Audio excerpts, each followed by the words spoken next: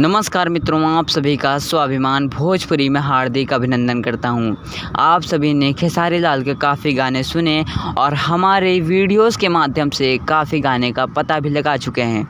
जी हां, तो आप लोग को एक और खबर दे दूं कि खेसारी लाल का एक और गाना आने वाला है। जी हां, आप सभी के बीच एक और खेसारी लाल का गाना आने वाला है जिसका नाम है दुपट्टा कत्ल करे। जी हाँ, इस गाने को गाए हैं खेसारी लाल यादव जी और इस गाने की वीडियो में आप लोग को दिखेंगी मोहिनी वार्ष्णेय जी। और इस गाने को लिखे हैं, इतने खूबसूरत गाने को जो लिखे हैं उनका नाम है श्याम आज़ाद जी।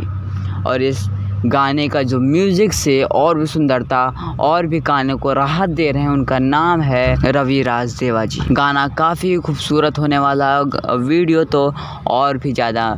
और खेसारी लाल की वीडियो गाना हर बार दर्शकों को मोह लेता है। इस बार भी कुछ ऐसा ही होने वाला है, इसलिए आप लोग इस वीडियो को ज़्यादा से ज़्यादा शेयर करें और तैयार हो जाइए। और इस गाने को सुनने के लिए फटाफट से हमारे चैनल को सब्सक्राइब कर लीजिए। जब भी गाना आता है, ऑफिशियल वीडियो जब भी आती है आप लोग तक पहुंचाऊंगा। और इस वीडियो को ज़्यादा से ज़्यादा शेयर कर दें। धन्यवाद।